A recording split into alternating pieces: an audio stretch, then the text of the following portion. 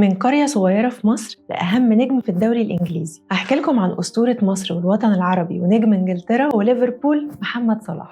صلاح والهدف الثاني من صلاح. يمشي صلاح يحط الكرة جول وصلاح يسجل. صلاح الله صلاح والتصويب الله صلاح الله. عشان محمد صلاح يكون محمد صلاح اللي نعرفه دلوقتي، دي ما كانتش رحلة سهلة خالص. دي كانت رحلة صعبة جدا على طفل في سنه، من قرية نجريج في محافظة الغربية لحد ملعب نادي المقاولون العرب في مدينة نصر في القاهرة. كانت رحلة شاقة جدا. أنا من طنطا، من بلد أرياف جنب طنطا، فنجريج من النجريج. وبعد كده كنت بلعب عادي في الشارع مع اصحابي، وبعد كده رحت لعبت في بسيون فتره سنتين ولا حاجه، انا عندي 12 سنه. وبعد كده رحت مقاولين طنطا، وربنا كرمني وجيت من مقاولين طنطا لهنا على طول. يعني صلاح كان بيصحى الساعه 5 الصبح عشان يروح التمرين، وبيغير 3-4 مواصلات علشان يوصل من قريته لطنطا، ومن طنطا للقاهره، ومن القاهره لمدينه نصر او النادي. ولو انت مصري فهتكون فاهم كويس قوي المسافه والوقت اللي بيقضيه، ولو حضرتك مش مصري فخليني اشرح لك. محمد صلاح كان بيقضي حوالي 4 ساعات رايح و4 ساعات راجع، يعني تقريبا 8 ساعات في المواصلات. ووقتها كان عنده 13-14 سنه لما بدأ المشوار، وكان بيروح يوميا تقريبا. انا كنت باخد من ابويا 20 جنيه كل يوم، فالمواصلات كانت كلها بتاعت اروح القاهره وارجع 19 جنيه او 18 ونص، فبقى معايا جنيه. فانا عايز اكل وانا راجع، فبجيب طبق كشري بجنيه، كان صغير قوي هو وقتها، يعني لحد الان تقريبا مش شغال، بس بجنيه صغير خالص، واملاه شطه واحط شويه دقه عليه واكله عشان اشبع. وطبعا ده أثر على تعليمه بشكل كبير، وصلاح نفسه اعترف إنه كان بيعاني إنه يوازن بين الدراسة والكورة، لكنه اختار إنه يضحي بالتعليم التقليدي علشان يحقق حلمه، وأكيد طبعا بقى معاه حق. ده نادي المقاولين. ده نادي المقاولين. أوريك حاجة؟ أنا نمت ورا البوابة دي كده على طول.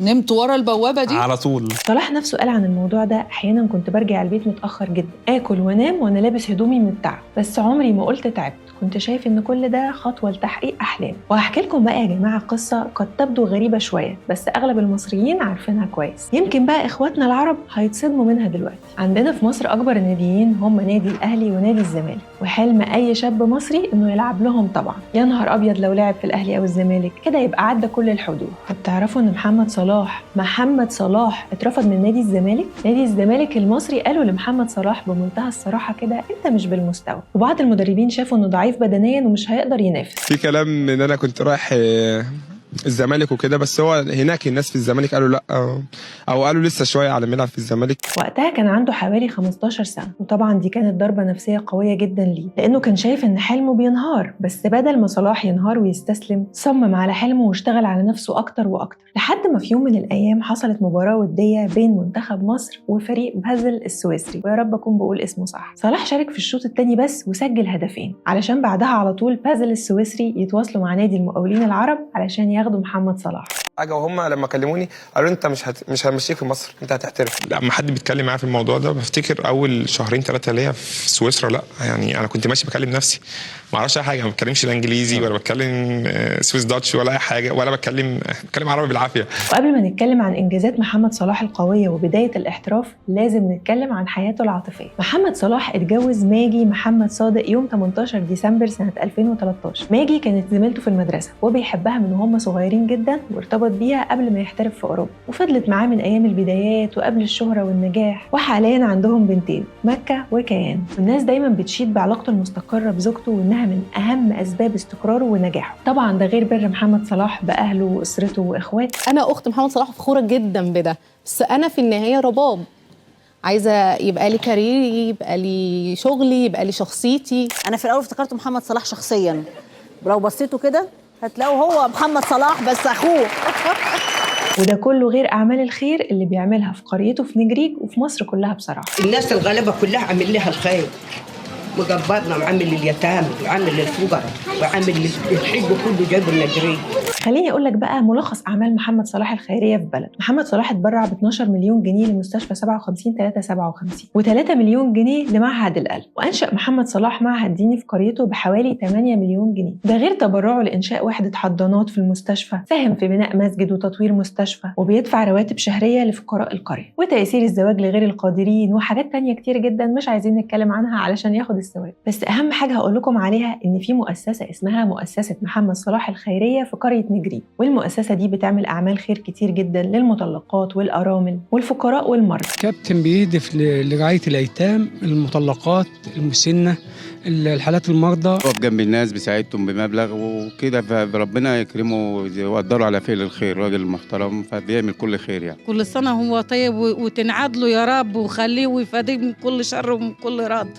ونرجع تاني بقى لبداية مسيرته الكروية المذهلة واحترافه مع نادي بازل السويسري. في أول موسم ليه فاز معاهم بالدوري السويسري، سجل أهداف قوية جدا في الدوري الأوروبي، وبقى نجم الفريق الأول بسبب مهارته وسرعته الكبيرة. وكان في مباراة ما بين النادي اللي بيلعب فيه ونادي تشيلسي، ووقتها أعجبوا جدا بيه وطلبوا التعاقد معاه، والصفقة كانت بحوالي 11 مليون جنيه استرليني. ورغم إنه سجل أهداف وكان كويس جدا، إلا إنه في النادي ده ما أخدش فرصته كويس. مورينيو كان بيفضل لاعبين تانيين عليه، وكان تقريبا كده ما بيلعبش قوي. تجربتي في تشيلسي ما كانتش ناجحه قوي، ما كنتش بلعب، فبدات بدل ما ابدا الوم المدرب والوم الظروف وانا ومصري وعربي وكلام تقريبا معظم اللعيبه بتعمله، بدات اقول ابص للحياه من منظور تاني. ثم بعدها على طول يتم اعارته لنادي فيورنتينا الايطالي، ويا رب اكون بقول اسمه صح برضه. واول ما وصل ايطاليا مستواه اتفجر، مباريات رائعه واهداف جميله، وبقى محبوب جدا من جمهور النادي الايطالي، واطلقوا عليه لقب الفرعون. بس محمد صلاح بقى كان عنده راي تاني وفاجئ الكل بقراره. في نهايه الاعاره دي رفض انه يرجع لفيورنتينا الايطالي، رغم ان العقد ما بينهم يسمح بتجديد الاعاره، لكنه فضل انه ينتقل لنادي اكبر. ودي حاجه لازم نتكلم عليها.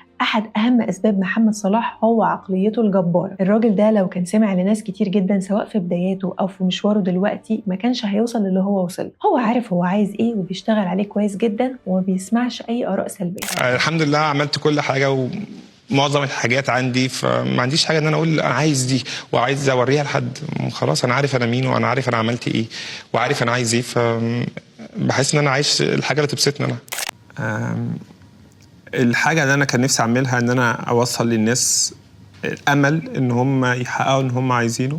حكى الممثل عمرو وهبة مرة إنه شاف محمد صلاح على الطيارة وسأله أنا عايزة أسألك أنت إزاي بتتعامل مع الويفز اللي بتحصل، لأن طبعا كلنا عارفين إن محمد صلاح بيحصل عليه موجات من الغضب والهجوم أحيانا. فمحمد صلاح قال له أنا ما بقراش التعليقات أبدا، ولا بخلي صحابي يقولوا لي حتى إيه اللي بيتقال عليا من وراي أو إيه اللي بيتقال عليا على السوشيال ميديا. أنا مركز في هدفي وشغال عليه وبس، ما بقاش أنا واخد بطل الدوري الإنجليزي ويجي محمد فتلة اللي قاعد على القهوة ويقول عليا كلمتين. وبصراحة دي أكتر حاجة بحترمها في عقلية محمد صلاح. وبعد كده نيجي لسنة 2015 ومحمد صلاح يروح لنادي روما، ودي بقى فترة نضوج محمد صلاح. في روما محمد صلاح اتحول من مجرد لاعب واعد لنجم حقيقي، سجل أهداف كتير وصنع أهداف أكتر، وساعد الفريق إنهم ينهوا الدوري وهم في المركز الثاني بعد يوفنتوس، وبقى واحد من أفضل أجنحة الدوري الإيطالي. وهنا بقى الأندية في أوروبا بدأ يلفت الأنظار ليهم وبدأوا يفكروا في التعاقد معاه. ثم نيجي للصفقة التاريخية في تاريخ محمد صلاح، ليفربول. نادي ليفربول الإنجليزي اشتراه بحوالي 42 مليون يورو، ووقتها كان أغلى صفقة في تاريخ النادي. من أول يوم دخل فيه محمد صلاح نادي ليفربول الإنجليزي قدر يحجز لنفسه مكانة خاصة في قلوب الجماهير، مش بس بموهبته ولكن بإصراره وروحه القتالية وكمان حبه للفريق. ومع الوقت بقى محمد صلاح عنصر أساسي في كل نجاح فريق ليفربول. وبفضل محمد صلاح رجع فريق ليفربول لمنصات التتويج تاني بعد سنين طويلة، وحقق بطولات محلية ودولية، وكل البطولات دي كانت غايبة عن النادي قبله. صلاح ما اكتفاش بأنه لاعب كبير، لكنه كمان بقى رمز وقدوة، وواحد من أساطير النادي اللي كتب اسمه بحروف من ذهب. جمهور ليفربول بقى بيشوفه مش مجرد مهاجم، ولكنه الملك المصري، الملك اللي غير شكل الفريق ورفع رايات العرب في أكبر ملاعب أوروبا، وعملوا له أغنية باسمه.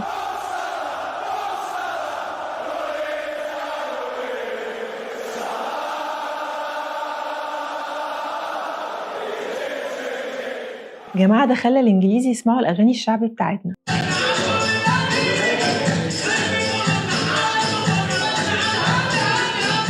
ومن كام يوم محمد صلاح كان أول لاعب في تاريخ البريمير ليج يفوز بهداف الدوري، يفوز بأكتر من صنع أهداف في الدوري، ويفوز بأفضل لاعب في الدوري، وده كله خلال موسم واحد بس. وزي ما محمد علاء كتب على الفيسبوك، في العصر الحديث في الكورة ما ظنش إن شفت المنظر ده قبل كده، بكل شموخ وبجلسة ملك قاعد بيحتفل باللقب وجنبه مجموعة جوائز فردية بتأكد احترافيته وهيمنته المطلقة على كل اللي بينافسوه. الصورة دي هي أكتر صورة بتثبت أفضلية صلاح على أي لاعب بيعصره. صلاح مش مجرد أسطورة، صلاح ظاهرة من ظواهر العصر الحديث ورمز من أهم رموز النجومية والاستمرارية، وده يجعله بلا شك أفضل لاعب في تاريخ الدوري الإنجليزي وعلامة فارقة في تاريخ الدوري الكروي. فخر مصر وفخر العرب اللي مشرف.